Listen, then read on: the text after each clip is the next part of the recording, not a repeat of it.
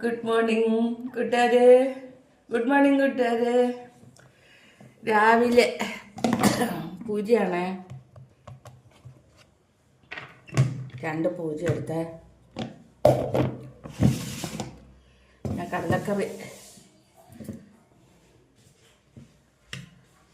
കടലക്കറിയാണ് കൂട്ടുകാരെ.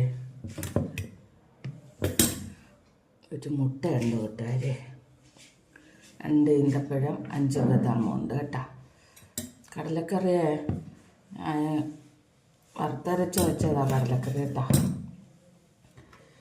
കടലക്കറി എന്ന് മാത്രം പറയാൻ പറ്റൂല. കടലയും ക്യാരറ്റ് ഉണ്ടായിരുന്നത് അത് കിടന്ന് ചീത്തയായിപ്പോണ്ടെന്ന് പറഞ്ഞ് ക്യാരറ്റ് ഇടും ഞാൻ കടലയിൽ.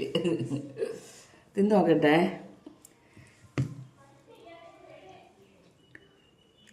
തിന്നോക്കട്ടെ കൂട്ടുകാരെ.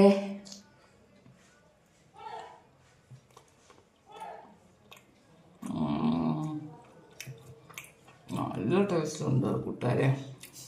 രാവിലെ എണ്ണ കഴിച്ചുകൂടാ, എന്നാലും പറയുക രുചി വേണ്ടാൻ തിന്നു പോകും. വല്ലപ്പോഴൊക്കെ ഇങ്ങനെയൊക്കെ കഴിക്കാം. ഗോതമ്പ് കഴിച്ചുകൂടാ, എന്നാലും ഞാൻ ഉണ്ടാക്കി 2 കഴിക്കണ്ടേ വല്ലപ്പോഴും. ആഴ്ച ഒരു ദിവസമെങ്കിലും ഇച്ചിരി ഗോതമ്പ് കഴിക്കാൻ കൊതി തോന്നും. പക്ഷെ തൈറോയിഡിന് പിടിക്കില്ല. സൂപ്പർ കൂട്ടുകാരെ. ഞാൻ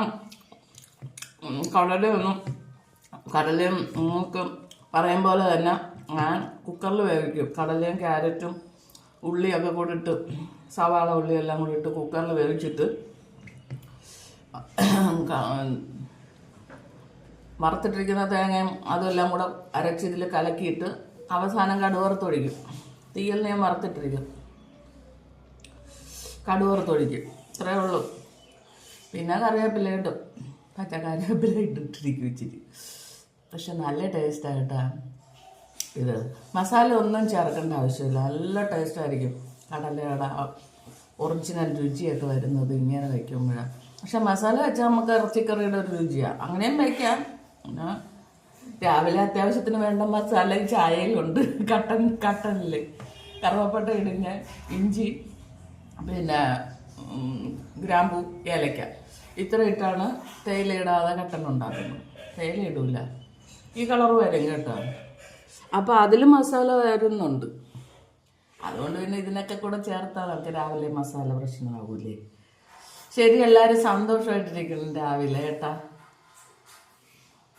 അടുത്തൊരു വീഡിയോ ആയിട്ട് ഞാൻ ഉച്ചയ്ക്ക് വരുന്നതായിരിക്കും. എല്ലാവരും സന്തോഷമായിട്ടിരിക്കുക.